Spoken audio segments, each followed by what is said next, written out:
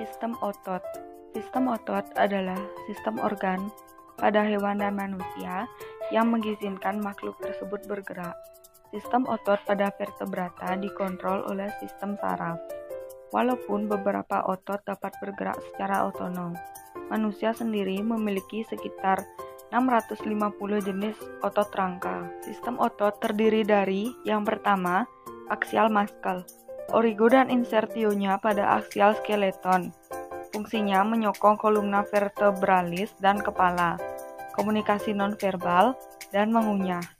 Yang kedua, appendicular muscle. Axial muscle. Menurut lokasi dan fungsinya terdiri atas yang pertama, otot kepala dan leher. Yang kedua, otot kolumna vertebralis. Yang ketiga, otot respirasi. Yang keempat, otot dinding perut. Dan yang kelima, otot dasar panggul. Ciri-ciri otot. Yang pertama, kontraktilitas. Yang kedua, eksitabilitas. Yang ketiga, ekstensibilitas. Dan yang keempat, elastisitas. Fungsi sistem otot yaitu pertama, pergerakan. Kedua, penopang tubuh dan mempertahankan postur. Dan yang ketiga, produksi panas. Selanjutnya ada jenis-jenis sistem otot. Otot rangka atau skeletal muscle. Otot ini dinamakan juga otot lurik karena jika diamatkan dari samping, serabut otot ini memperlihatkan suatu pola serat melintang atau bergaris. Irisan melintang otot ini memperlihatkan beribu-ribu serabut otot. Serabut-serabut itu tersusun dalam berkas-berkas yang sejajar dan terikat sesamanya oleh jaringan penyambung yang dilintasi oleh pembuluh darah dan saraf. Selanjutnya ada otot jantung atau heart muscle. Otot jantung dijumpai hanya pada dinding jantung. Struktur otot jantung mirip otot lurik, tetapi nukleus berada di tengah sel dan mempunyai percabangan. Setiap percabangan pada otot jantung terdapat jaringan pengikat yang dinamakan diskus intercalaris. Otot jantung memperagakan pekerjaan di bawah pengaruh saraf tidak sadar, cepat bereaksi terhadap rangsangan, dan tahan terhadap kelelahan. Selanjutnya ada otot polos atau smooth muscle.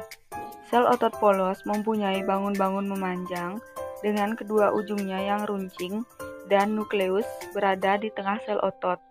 Serat miofibril pada otot polos bersifat homogen dan semakin kecil dari serabut otot lurik. Otot polos terdapat pada dinding pembuluh darah, dinding arus pencernaan, paru-paru, dan ovarium.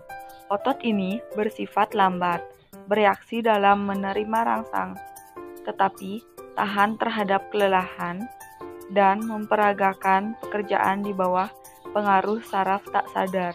Selanjutnya ada jaringan otot. Bisa dilihat pada gambar untuk melihat bagian-bagiannya. Selanjutnya ada otot kepala. Yang pertama, otot frontalis, berfungsi untuk mengangkat alis mata. Posisinya terletak di sekitar alis. Yang kedua, ada otot orbicularis oculi, berfungsi untuk menutup kelopak mata. Posisinya terletak di kelopak mata. Yang ketiga, otot orbicularis oris, berfungsi untuk menutup bibir, sehingga juga menggerakkan cuping hidung, pipi, dan kulit dagu. Selanjutnya ada otot leher. Otot stemocleidomastoid berfungsi untuk memiringkan kepala.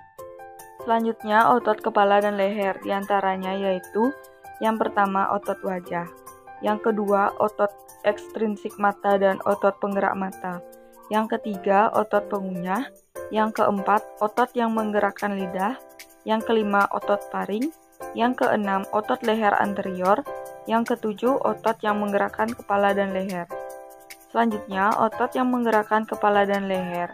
Otot ini berasal dari kolumna vertebralis, dinding torak, tulang bahu. Otot ini bersinersi pada tulang-tulang canium. Terdiri atas otot leher anterolateral, otot leher posterior, otot paring. Otot ini ikut membentuk paring yang berupa terowongan, berperan dalam proses menelan, kebanyakan disarafi oleh end vagus. Selanjutnya ada otot kolumna vertebralis.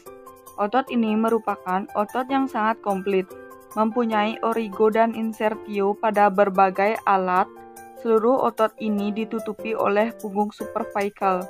Otot ini terdiri dari otot yang menegakkan leher dan columna vertebralis atau erector spinae dan transversus spinalis. Selanjutnya ada otot spine. Otot trapezius berfungsi untuk memperkuat bahu. Otot latissimus dorsi berfungsi untuk memperkuat punggung. Selanjutnya ada otot respirasi. Untuk bagian-bagiannya bisa dilihat pada gambar. Otot respirasi. Yang pertama, inspirasi atau inhalation. Otot berkontraksi sehingga ukuran kafum torak meningkat dan paru diisi dengan udara. Yang kedua, ekspirasi atau exhalation. Beberapa otot berkontraksi dan sebagian lagi relaksasi, menyebabkan ukuran kafum torak menurun dan udara keluar dari paru. Selanjutnya, letak otot respirasi terletak di bagian anterior dan posterior dinding torak, ditutup oleh otot superficial dinding torak. Dua buah otot dinding posterior torak membantu pernapasan, yaitu M100 posterior superior dan M100 posterior inferior.